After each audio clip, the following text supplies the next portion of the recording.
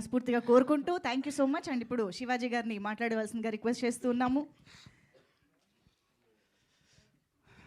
పాత్రికేయ సోదరులకు, మీడియా మిత్రులకు అందరికీ నమస్కారం, గుడ్ మార్నింగ్. సాంప్రదాయని సుప్పిని శుద్ధపూసని ఈ కథ విన్నప్పుడు నాకు బాగా అనిపించి ఈటీవీకి పంపించాను విన్ వాళ్ళకి. సో వాళ్ళందరికీ కూడా నచ్చి ఈ ప్రాజెక్ట్ నాకు అప్పచెప్పారు. సో ఈటీవీతో అనుబంధం అనేది నాకు ఇప్పుడు కాదు, ఆ కంపెనీలో నేను గడిచిన 25 సంవత్సరాల్లో 30 సంవత్సరాల్లో ఒక 5-6 సినిమాలు చేశాను. లాంగ్ రిలేషన్ ఇది, ఒక సినిమాతోనో లేదంటే ఒక ఈవెంట్తోనో పోయేది కాదు. ఎస్పెషల్లీ నా రిలేషన్ విత్ బాపినీడి గారు, నేను ఈరోజు మీ ముందు మళ్ళీ కనపడటానికి కారణమే ఆయన. సో నాకు మోర్ దెన్ వాస్తవంగా ఈ సందర్భంలో ఆ ఒక్క మీటింగ్ అనేది నా లైఫ్లో నేను ఎప్పటికీ నేను చనిపోయే వరకు కూడా మర్చిపోలేను. ఎందుకంటే ఆ నెక్స్ట్ మంత్ నాకు హోప్ లేదు. అంటే హోప్ లేదంటే హైదరాబాద్లో బతకాలంటే చాలా డబ్బులు కావాలి. అలాంటి పరిస్థితుల్లో సరే అక్కడి నుంచి నడపాలంటే, బండి నడపాలంటే కష్టమైన పనే. ఊరు వెళ్ళిపోదాం అనుకున్న పరిస్థితి అది. ఎందుకో తెలియదు, మైండ్లోకి ఆయన వచ్చారు. వచ్చినప్పుడు వెళ్ళి కలిశాను. నా దగ్గర 2 రీమేక్లు ఉన్నాయి, ఏమన్నా చేస్తారా అని అడగటానికని వెళ్ళాను అనమాట. ఆయన వాళ్ళు చూస్తారు అని సాయి గారిని, నితిన్ గారిని పిలిచి చెప్పారు, అది చూడండి అమ్మా అని. ఆ తర్వాత సరేనండి అనుకున్నాను. హోప్ అయిపోయింది, ఇంకా ప్యాకప్ ఇంటిక్కడి నుంచి హైదరాబాద్ నుంచి అని అనుకున్నాను. అని బయటకు వస్తుంటే ఆయన పిలిచి, శివాజీ నువ్వు యాక్ట్ చేయొచ్చు కదమ్మా అని అన్నారు. సార్ నేను ఎప్పుడు చేయడం లేదు, ఇస్తే చేస్తా సార్, ఇస్తే చేస్తామని ఆయనే అన్నారు. ఖచ్చితంగా చేస్తానండి, సరే అమ్మా అన్నారు. బట్ అక్కడి నుంచి బయటకు వచ్చిన తర్వాత 1 అవర్కి బిగ్ బాస్ ఆఫర్ వచ్చింది. కానీ నేను ముందు అక్కడ మాట ఇచ్చాను కదా అని నేను వాళ్ళకేం చెప్పలేదు బిగ్ బాస్కి. కానీ వీళ్ళకి చెప్పాను. చెప్తే వీళ్ళు అప్పటికే 90s, సారీ అక్కడ వచ్చిన తర్వాత ఎప్పటికో నాకు వీళ్ళు 90s పంపించారు ఒక 1-2 మంత్స్ తర్వాత. సరే చేస్తానని చెప్పాను. చేస్తానని చెప్పిన తర్వాత బిగ్ బాస్ ఆఫర్ వచ్చింది. కానీ బిగ్ బాస్ ఆఫర్ వస్తే నేను, మనవాడు ఉన్నాడు కదా, తనకి చెప్పాను నేను ఇప్పుడు చేయలేను, 2 ఒకేసారి. రఘు చెప్పాడు 2 ఒకేసారి అయిపోతున్నాయి. రఘు అయినా ఒకసారి చెప్తాను నేనని బాపినీడి గారికి, నితిన్ గారికి చెప్పాను, సాయి గారికి చెప్పలేదు. చెప్తే బాపినీడి గారు అన్నారు వీళ్ళతోటి చేయమను, అది కూడా యాక్సెప్ట్ చేయమను, దాని పరిస్థితిని బట్టి చేద్దాం మనం అని చెప్పి కరెక్ట్గా 1 మంత్లో నా పార్ట్ పూర్తి చేసి పంపించారనమాట. అలా లైఫ్లో ఏ పాయింట్ ఎక్కడ మనకి అవకాశాన్ని ఇస్తుందో తెలియని సందర్భంలో లిటరల్గా, ఎందుకంటే ఏదన్నా నేను చెప్పేసే మనిషిని. సో నాకు ఆ పరిస్థితుల్లో నేను ఫ్యామిలీని రన్ చేసే పరిస్థితి కాదు, ఊళ్ళో ప్రాపర్టీలు ఉన్నాయి, కానీ ఆ పరిస్థితి కాని సందర్భంలో నాకు ఈటీవీ బాపినీడి గారు, ఆ సంస్థ నాకు అవకాశం ఇచ్చి మళ్ళీ ఈరోజు మీ అందరి ముందు నిలబడటానికి కారణమైంది. అది ఎప్పటికీ మనం పోయే మన లాస్ట్ బ్రెత్ వరకు కూడా మనం మర్చిపోలేనటువంటి నేను ఒక సంఘటన అది. సో అలా వాళ్ళు నాకు సినిమా అప్పచెప్పారు, అదే ఈ సాంప్రదాయాన్ని సుప్పిని శుద్ధపూసని. సుధీర్ కొత్త అయినా కూడా కథ బాగా చెప్పాడు, ఖచ్చితంగా తీస్తాడు అనుకున్నా. బట్ నేనేంటంటే నేను ప్రతి ఒక్కటి దగ్గరుండి చూసుకోగలనే ధైర్యం నాకు. చిన్నపిల్లలు మనం గట్టిగా చెప్పి కూడా చేయించుకోవచ్చు, ఆ ధైర్యం ఉంది నాకు. అలాగే ఈ సినిమా నడిచింది. అలాగే కెమెరామెన్, ఫస్ట్ ఒక కెమెరామెన్ ఉన్నాడు, కానీ మాకు కొంచెం గ్యాప్ వచ్చేసి ఆయన వెళ్ళిపోయిన తర్వాత మళ్ళీ తన ద్వారానే నేను ఏది కూడా, ఎడిటర్ అయినా ఏ టెక్నీషియన్ అయినా తనకి నచ్చిన వాళ్ళనే నేను పెట్టాను. ఎందుకంటే వాళ్ళ కోఆర్డినేషన్ బాగుందనుకో ఆటోమేటిక్గా అన్నీ సెట్ అవుతాయి. అలాగే రిత్విక్ వచ్చాడు అనమాట. రిత్విక్ది కూడా ఏ విషయమైనా సరే, ఈ కథ విషయం కానీ, ఈచ్ అండ్ ఎవ్రీథింగ్, ఆర్టిస్టులు కానీ, టెక్నీషియన్లు కానీ, సాంగ్ కానీ, ఏదైనా సరే ఎవ్రీథింగ్ మనం వినికి చెప్పే చేస్తాం. ఎందుకంటే వాళ్ళు రెస్పాన్సిబిలిటీ ఇచ్చినప్పుడు చెప్పాల్సిన బాధ్యత మన దగ్గర ఉంటుంది. అలా ఈ సినిమా చేయటం జరిగింది. ఈ సినిమాకి ఇంకా చాలామంది పనిచేశారు బ్యాక్గ్రౌండ్లో. డైరెక్షన్ డిపార్ట్మెంటు, అలాగే డిఓపి, ఆర్ట్ వాళ్ళు, ఆర్టిస్టులు. ఈ సినిమాలో మీరు చూస్తే ఈ సినిమాలో నాకు కూడా తెలీదు అలా అలా ఉంది సినిమా అనే విషయం నాకు తెలీదు. మీరు ప్రతి సీన్లో ఒక కొత్త ఆర్టిస్ట్ని చూస్తారు. అందరు కూడా ఫెమిలియర్, బాగా పాపులర్ ఆర్టిస్టులే. ఒక 30 మంది పైనే ఉంటారండి. చాలా బాగుంటుంది సినిమా. ఫ్యామిలీ అందరూ కూర్చొని సంక్రాంతి పండగకి ఎలాగైతే మనం ఒక సినిమా చూస్తామో అలా చూడగలిగినటువంటి ఒక సినిమా. ఈ సినిమాలో సాంగ్ కూడా సెకండ్ హాఫ్లో నాకేంటంటే, నేను ఎప్పుడో ఒక 20 ఏళ్ల క్రితం ఈ పాయా సాంగ్ని నేను వినటం జరిగింది. ఒక 20-25 ఏళ్ల క్రితమే విన్నాను. అది సయ్యద్ షాబుద్దీన్ గారు అని ఓల్డ్ సిటీలో ఉంటారు. ఆయన స్టాండప్ కమెడియన్ అని. ఆయనది ఈ సాంగ్ యాక్చువల్గా. ఆయన్ని పిలిచి వాళ్ళ దగ్గర రైట్స్ తీసుకొని ఆ ట్యూన్ తీసుకున్నాం అనమాట. ట్యూన్ తీసుకొని లిరిక్స్ కూడా హిందీలో ఉన్నాయి. అది కూడా రిలీజ్ చేస్తాం. ఉర్దూ లిరిక్స్ ఆయనే రాశారు. అది కూడా రిలీజ్ చేస్తాము. అది కూడా కంపోజిషన్ అయిపోయింది. అది వేరే ఆయన చేశాడు. సో తర్వాత మనోడికి బోలేకి పిలిచి, బోలే హిందీది వర్కౌట్ అయ్యేట్టు కనపట్లేదు, ఇది నువ్వు తెలుగులో చేయగలవా అని చెప్పి పిలిస్తే మనోడు అసలు 2 డేస్లో బ్రహ్మాండంగా ఒక ఆర్డర్ సెట్ చేసి ఇచ్చాడు. ఇంకా ఆ తర్వాత చిన్నగా అన్నీ డెవలప్ అయ్యి బ్రహ్మాండంగా చేశాడు. థ్యాంక్ యూ బోలే. లిరిక్ రైటర్ కూడా, ఆయన పేరేంటి తెలుగుకి మర్చిన ఆయన పేరు? మనోజ్ అని ఆయన చేశారు, రాశారు. షాబుద్దీన్ గారి లిరిక్స్కి సిమిలర్గా ఉంటాయి, కానీ డెఫినెట్గా చాలా బాగా రాశాడు. ఉర్దూది ఒక రకంగా ఉంటే ఈ లిరిక్స్ ఇంకో రకంగా ఉంటాయి. అందరూ చాలా ఎవరిని ఏం అడిగినా సరే ప్రతి ఒక్కళ్ళు కూడా రైట్ ఫ్రమ్ డిఓపి. తను ఆల్బమ్స్ చేసేవాడు బాలీవుడ్లో. అలాగే ఇన్స్టిట్యూట్ నుంచి వచ్చాడు తను. జనరల్గా ఇన్స్టిట్యూట్ వాళ్ళు అంటేనే కొంచెం అంతా ఓ పద్ధతిగా సెటప్ ఉంటుంది. మనకేం అలవాటు అయి ఉంటుంది, పెట్టు తీసేయని చెప్తాం.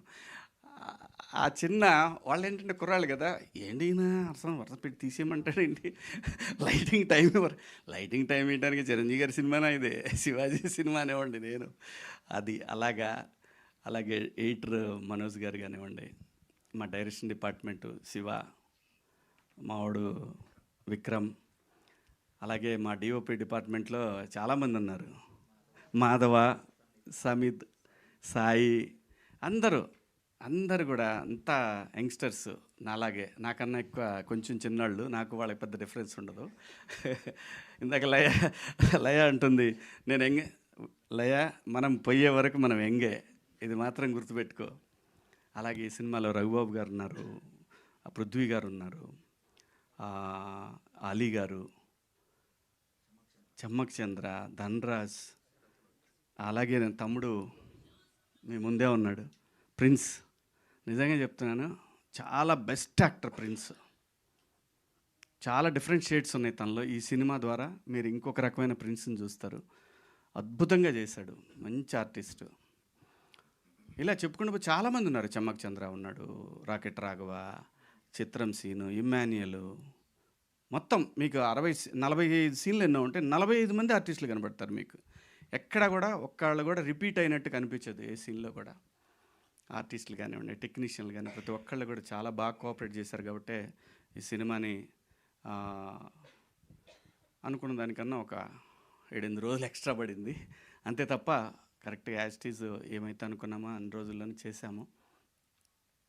నాకు ఈటీవీ విన్ సాయి గారు కానివ్వండి, ఏదైనా సరే ఒక మాట మీద అనుకొని పోతూ ఉంటాం అంతే తప్పితే పంతాలు పెట్టుకునే పరిస్థితి అయితే లేదు ఈ సినిమాకి ఖచ్చితంగా. ఎందుకంటే ఎనీడే ఇది విన్ సినిమా అంటే వాళ్ళ ఫండింగ్తో నేను చేసిన సినిమా. నా దగ్గర డబ్బులు లేకుండా వాళ్ళ దగ్గరికి వెళ్ళినప్పుడు నాకు వీళ్ళు నన్ను ప్రొడ్యూసర్గా సినిమా చేయమని ఇచ్చారు. అలాగే లయ గురించి ఎంత చెప్పినా తక్కువేనండి. ఎంత చెప్పినా సరే 6 గంటలకి 6:30కి షార్ట్ తీయాలంటే తను 3:30కి వచ్చింది లొకేషన్కి, ఎర్లీ మార్నింగ్. అలాంటి సందర్భాలు తను చేసినన్ని రోజులు ప్రతిదీ చెప్పుకోవచ్చు. అంత బ్రహ్మాండంగా కోఆపరేట్ చేసి ఈ సినిమాని ఎలాగైనా సరే ఇది ఒక మంచి హిట్ సినిమా అవ్వాలని తను చాలా కష్టపడింది ఈ సినిమాకి, చాలా సపోర్ట్ చేసింది. Thank you Laya, thank you so much. ప్రతి ఒక్కళ్ళు ఈవెన్ మావాడు కొంచెం అమెరికా కానీ ఏదైనా సరే తిట్టో బొట్టో లాక్కొచ్చేవాడిని, 7 వచ్చేసేవాడు. అందరూ జిత్తు డ్యాన్స్ మాస్టర్ జిత్తు, మన బండ్ల గణేష్ గారితో ఎరగదీసాడు మూమెంట్స్ అన్నీ కూడా. ఈ సందర్భంగా గణేష్ అన్న నాకు తెలిసి ఎవరు అడిగినా చేసేవాడు కాదు, ఎవరు అడిగినా చెయ్యడు 100%. ఎందుకంటే నేను ఇండస్ట్రీకి వచ్చిన దగ్గర నుంచి నాకు పరిచయం ఉండి నన్ను సపోర్ట్ చేసినటువంటి వ్యక్తి బండ్ల గణేష్ గారు. అంటే ఈజ్ లైక్ ఫ్యామిలీ. ఏది ఎలా ఏ విషయాలు ఎలా ఉన్నా సరే తను మాత్రం నాకు ఒక బ్రదర్ లాగా ఫ్రమ్ డే 1 96 నుంచి నాకు ఇండస్ట్రీకి వచ్చిన దగ్గర నుంచి 30 సంవత్సరాల నుంచి నాకు చిన్న చిన్న అవసరాలున్నా నేను అడగకపోయినా నాకు ఇచ్చేవాడు. చాలా మంచిగా నాతోటి నా పట్ల ఒక సొంత తమ్ముళ్ళలాగా చూసుకున్నాను నన్ను. థ్యాంక్ యూ అన్న, థ్యాంక్ యూ సో మచ్. మీ పాదయాత్ర అద్భుతంగా జరుగుతూ ఉంది. మీరు ఆ ఏడుకొండల వాడి దగ్గరికి బ్రహ్మాండంగా మిమ్మల్ని ఆయనే తీసుకెళ్తా ఉన్నాడు. చాలా సంతోషంగా ఉంది. Thank you so much. మీరు ఈ సినిమాకి హెల్ప్ అయ్యే ఒక సాంగ్ చేశారు. థ్యాంక్స్ అన్న. అలాగే ఈ సినిమాకి ఆర్ఆర్ రంజిన్ రాజ్ మలయాళీ అండి. మీకు గుర్తుంటే కోటబొమ్మాళి అనే ఒక సినిమా చేశారు ఆయన. 4 months చేశాడండి ఈ సినిమాకి రీ రికార్డింగ్. 4 months పట్టింది. అంత బాగా చేశాడు సినిమా రీ రికార్డింగ్. తను యాక్చువల్గా ఈ ఫంక్షన్కి రాలేదు, ఇది సడన్గా అనుకున్న ఫంక్షను. డెఫినెట్గా వస్తాడు, నెక్స్ట్ ఈవెంట్కి తను ఖచ్చితంగా వస్తాడు. కొన్ని సీన్స్లో మీకు ఖచ్చితంగా అసలు ఆ సీన్ని అలా లేపేసిన సందర్భాలు కూడా మీకు కనిపిస్తూ ఉంటాయి. చాలా బ్రహ్మాండంగా చేశాడు. ఇంకా ఎవరన్నా మర్చిపోయానా? ఇంకెవరున్నారు? ఏడు దా తొందరగా పెద్దోడు అయిపోదాం అనుకుంటున్నాడు వీడు. నేను వద్దంట, ఎందుకంటే వీడు ముద్దుగా ఉంటాడు, ఇలా ఉండి చేస్తేనే చాలా సినిమాలు చేస్తాడు. మంచి ఆర్టిస్ట్ అండి. తెలుగు సినిమాలో one of the god gifted acting. తినికి దేవుడు తినికి నటుడిగా బతకమని పంపించాడు ఇక్కడికి. తొందరగా నటుడిగా ఎదగాలనుకున్నాడు. వద్దురా నువ్వు కొద్దిగా ఓపిక పడదామని చెబుతున్నాను మా వాడికి. మంచి ఆర్టిస్ట్ అండి. ఎప్పుడు ఫోన్ చేసినా సరే వాళ్ళ అమ్మ నాన్న కూడా బ్రహ్మాండంగా కోఆపరేట్ చేసి, ఎగ్జామ్స్ ఉన్నా కూడా అని అనలేను కానీ ఎగ్జామ్స్ అప్పుడు వాడు ఎగ్జామ్ అయిపోయిన తర్వాత మాత్రం గట్టిగా లాక్కొని వచ్చేసేవాడిని. చాలా బాగా ఇది చాలా సంవత్సరాల పాటు సినిమాలు చేయాలనే కోరిక నాకు. Thank you so much. Thank you Roshan, thank you. అలాగే ఈ సినిమాలో మిత్రుడు కమల్ మొన్న ఎట్లయితే దండోరాలో ఒక మంచి పాత్ర చేశాడో, అలాగే ఈ సినిమాలో కూడా పోలీస్ ఆఫీసర్ క్యారెక్టర్ చాలా బాగా చేశాడు. అలాగే మా అన్న కాదంబరి అన్న, చాలామంది ఉన్నారండి. పేర్లు అంటే గబగబా చెప్పమంటే చెప్పలేను కానీ చాలామంది ఆర్టిస్టులు, ఒక 30 మంది పైన ఆర్టిస్టులు ఉంటారు ఈ సినిమాలో. ప్రతి ఒక్కళ్ళు కూడా ఎవ్వరు కూడా నన్ను డేట్ చెప్తే ఇచ్చారు. అలాగే మేము చేసిన లొకేషన్లు కానీ ఒక పోర్ట్లో చేసామండి. ఫోర్ట్లో కొండవీడు, అక్కడ ఫారెస్ట్ టీం కానివ్వండి, వాళ్ళు కానివ్వండి, అందరు ప్రతి ఒక్కళ్ళు కూడా చాలా హెల్ప్ చేశారు. అలాగే అరకు పాడేరు పోలీసులు కానివ్వండి, అరకులో చేసామండి ఒక 5 రోజులు. చాలా చాలా చాలా చాలా చాలా కష్టపడ్డాం. ఒక మంచి ప్రోడక్ట్ అయితే మీరు రేపు 12వ తారీఖు విన్లో చూస్తారు. దయచేసి విన్ ఎట్లయితే మనకి 90లో ఒక కిక్ స్టార్ట్ అయిందో అలాగే ఈ సినిమాకి నెక్స్ట్ లెవెల్కి వెళ్తుందని ఆశిస్తున్నాను. నేను వెళ్ళాలి కూడా. ఎందుకంటే విన్ అనే ఒక ప్లాట్ఫామ్ ఉంటే, ప్యూర్ తెలుగు ప్లాట్ఫామ్ ఇది ఉంటే ఖచ్చితంగా చాలామంది కొత్త డైరెక్టర్లకి, చాలామంది ఆర్టిస్టులకి ఇది ఒక పెద్ద బూస్ట్. సో మీరందరూ కూడా రేపు 12వ తారీఖు తర్వాత డెఫినెట్గా ఎవరన్నా సబ్స్క్రైబ్ చేసుకొని వాళ్ళు ఉంటే ఇండియా, అమెరికా, ఆస్ట్రేలియా, బయట దేశాల్లో ఉన్న ప్రతి ఒక్కళ్ళకి కూడా ఇది అవైలబుల్లో ఉంది. Win app, please subscribe. ఒక మంచి కంటెంట్ రేపు 12వ తారీఖు మీ ముందుకు రాబోతుంది. Thank you so much. ఇన్నాళ్ళు సపోర్ట్ చేసిన ప్రతి ఒక్కళ్ళకి కూడా థ్యాంక్ యూ. అలాగే గత సినిమాలను ఎలాగైతే దండోరాని హిట్ చేసిన మీ అందరికి కూడా థ్యాంక్స్. ఈ సినిమాని కూడా సూపర్ డూపర్ హిట్ చేస్తారని ఆశిస్తూ సెలవు తీసుకుంటున్నాను. మీడియా మిత్రులకు థ్యాంక్ యూ. అలాగే మా వంశీ శేఖర్ ఇంకా మేము ప్రతిసారి చెప్పుకునేది ఏమి ఉండదు. మేము ఉన్నామంటే ఖచ్చితంగా మా వెనకాల వంశీశేఖర్ ఉంటారు. మీడియా మిత్రులు మీ అందరికి కూడా పేరు పేరున థ్యాంక్స్. వేణు వెంకట్ గారు అందరికి కూడా thank you so much. Thank you అండి. Thank you